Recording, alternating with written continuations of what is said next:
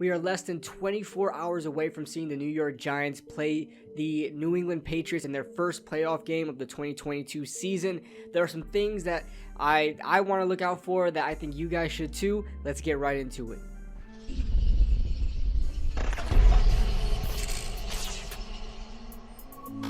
Before we start this video, guys, make sure you guys hit that like button and subscribe if you guys are new to the channel. I want to trying to make this quick. We are going to be doing the Young Guns tonight, and I'm also going to be live for this preseason game. It's going to be more like a watch party, not too, strict on the production or anything like that. We're not going to be calling the game, so to speak. I guess we'll call the game, but it's going to be more like a watch party than anything, watching the first preseason game. So if you guys are up for that, make sure you guys tune in tonight, or well, whenever this is going up on YouTube. If Young Guns already happened or whatever, but Young Guns on Wednesday night, Thursday night will be on this channel for the preseason game. Also, to preface this, guys, obviously rookies are something you want to see. I'm not going to add the rookies in there because that's going to be on everybody's list, all right? Everybody's going to want to see the rookies. Everybody should be watching the rookies. They're first-year players. They're fresh out of college. These are your draft picks. These are your future. So we're kind of going to go in the more general route. We're not going to be going specifically to rookies, but these rookies may play a part in my list. So that being said, let's get right into it. Now, there are 5 things that I want to look out for in the debut for the New York Giants. These are in no particular order, so let's start with the first one, and that is the offensive line. Now, obviously, the offensive line has been extremely addressed.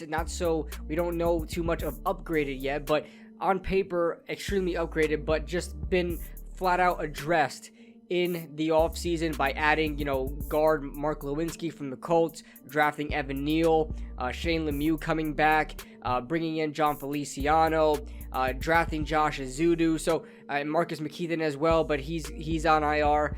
The New York Giants addressed the offensive line heavily in this offseason, but the results are still yet to be shown. So, we've seen a lot from Andrew Thomas. We've seen a lot from Evan Neal, the good and the bad and the ugly. But now we're going to see it somewhat all together in at least probably 1 or 2 series in this first preseason game. So I'm really looking forward to seeing what they put out there. Now, I don't know what the New England's D-line is looking like, or who they're going to start, who they're going to play, who's going to play in the game, but I'm really just anxious to see that starting offensive line, and as well as the depth. This is the preseason. You're going to see the majority of the depth out there, the majority of the time, and odds are some of these guys are probably going to get some playing time because there are going to be injuries. It's just inevitable. It's the game of football. You're going to see a lot of these guys wind up playing in the regular season. And as Giants fans, we know that there have been tons of injuries on that offensive line in the past couple of years. It's unavoidable. And so I really want to see what we have in our depth because it doesn't look as strong. And it's crazy to say, but it really doesn't look as strong as most years. Usually we have okay depth with bad starters, but now we have good starters with, I think, no depth. So that being said, the Giants added 2 offensive tackles in the past 2 weeks, so we are extremely thin at the position. Marcus McKeithen is a big loss and to our depth, and we're still waiting on Matt Parrott. So the offensive line is something I really want to look out for. Next, to complement that, the running game. Now, Brian Daboll is known for not really running the ball. You look at his time at Buffalo. Josh Allen was just an absolute gunslinger there in Buffalo with Brian Daboll calling the plays. There was a playoff game in which I think it was a playoff game, or was it a regular game? Buffalo Bills just completely threw the ball the entire time, did not run until the third quarter. That's just what Brian Daboll does. Now having a weapon like Saquon Barkley, Matt Breida, who I don't think is going to be playing in this game, and other running backs, we have some backs to work with. Antonio Williams, too, who was also in Buffalo. With Saquon Barkley there, it's very interesting to see what type of runs Brian Daboll is going to implement in this Giants offense, and is it going to be the same as Buffalo, where there are going to be games where we don't utilize Saquon Barkley as a runner? We've seen Saquon Barkley be talked about as used as a receiver, and that's been all over the New York Giants, media and news and things like that. But how is he going to be used as a runner? We all know that Saquon Barkley has a specific running style. We've seen in practice of him actually getting in between the tackles and making the harder runs happen. Now I want to see it on the field. Now, I don't think we'll get too much of a glimpse of that that in the first preseason game, but you may see guys like Gary Brightwell have some designed runs that we may see in the regular season for Saquon. So that being said, I really want to see how the run game works and how often Brian Daboll uses it. Now, Mike Kafka is going to be calling the plays, but it's still Brian Daboll's system. So that being said, I mean, I'm really anxious to see what the run game is going to look like in the first game. Next, the third on the list is cornerback depth. Now, you guys know that our cornerback depth is extremely weak. The secondary is one of the weakest positions we have on this defense, or on this team rather. And besides Adoree Jackson and maybe you could say Darnay Holmes as being a strong suit, I mean, Aaron Robinson is still a question. Rodarius Williams, who may not play in this game, is still a question as well. And then besides that, I mean, Cordell Flott as well is something you want to see. But the cornerback depth is not as what you would like it to be. There are a bunch of guys that may make this roster. Zion Gilbert, undrafted free agent. Michael Jacquet, who's a fourth string slot corner that I've never heard of him before in my life, but apparently he's working with a second team, so this guy has a chance of actually making the roster. There are a couple of guys on here that I have no familiarity of at all that may wind up making this roster. I really want to see how these secondary players play, and to see if any of them jump out the screen for me. I really like Zion Gilbert coming out of FAU. I think he's a really good prospect, and I don't know if he's like a guy that I want to make the team, but I do like him. But if he wants to make it a team, I want to see him, shine in these preseason games. Cornerback depth is going to be big coming up in this season. You got guys like Aaron Robinson starting at that outside cornerback spot.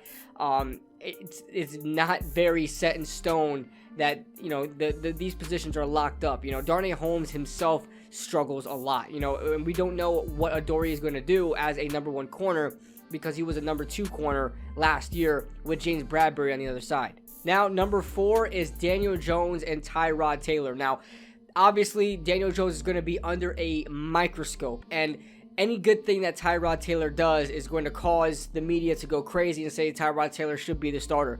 With all that being said, I think it's fair that we look at who's the better quarterback. Not so, I don't know if I would throw in Tyrod Taylor out day one. I wouldn't do that at all, but it's good to see how well these guys played, so down the road you may really think about who's going to be the starter moving forward. And Daniel Jones, it's his job to lose. He has to go out there and ball out and earn it. Tyrod Taylor is a very, very smart, instinctual quarterback, extremely safe with the football, has a high football IQ, can be put on in any system. I'm really anxious to see how well Tyrod Taylor is going to do in this system. He formerly ran it when he was at Buffalo. Maybe a couple of tweaks, a little bit different things that evolved since he's been in Buffalo. It's been a couple of years, so we'll see what happens with that. Daniel Jones has been on and off this camp. I mean, has done a lot of really good things that people don't really talk about, and then obviously has done some bad things, or just throwing interception, things like that, and being off the mark and certain things that people just blow way out of proportion. We'll see what happens with those two quarterbacks, but it's very, very fair to say that it should be something you look at. Daniel Jones' play versus Tyrod Taylor's play. Now, of course, Daniel Jones is probably going to get a small sample size of like 2 drives, right? That's probably the max I see in the first preseason game. And Tyrod Taylor is going to be playing with second teams, second team offense, going against second team defense, and maybe even third team defense. The stats may be skewed. Don't be looking at the stats. Just look at how these guys are playing the game and how they're going through their progressions and how they're working the system, how they're moving the ball down the field, all that and so forth. So just see how these quarterbacks are playing and who's outperforming who. And last but not least, the pass rush. This pass rush might be the strongest we've seen in a very, very long time. I don't want to, go talk about like 2016 days we had a strong pass rush. Obviously our Super Bowl days we had a strong pass rush. I have high hopes for this pass rush, this defensive line going into this season. Leonard Williams is having a phenomenal camp. He's basically unstoppable. I mean, anybody that goes up against Leonard Williams so far this camp has been demolished. His bull rush is absolutely insane. He looks stronger. He looks faster. He looks great. Dexter Lawrence has gained pounds and also, I hear, looks a lot stronger as well. So that's good. Dexter Lawrence is already a big man. imagine him putting even more weight on him. That's insane. And he moves on to the nose tackle position, and Leonard Williams would be playing the 3 tech or defensive tackle.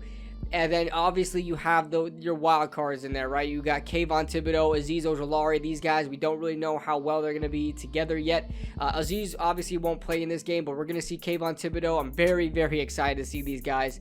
And then obviously the pass rush depth. The pass rush depth is not that bad. Oshane Ximines is actually having a decent camp. I didn't expect that whatsoever, but he is. He gained down some pounds too. He looks faster. He looks stronger. Ellerson Smith has made some plays in the in training camp so far, but he got seen getting absolutely demolished by Evan Neal on the Fan Fest.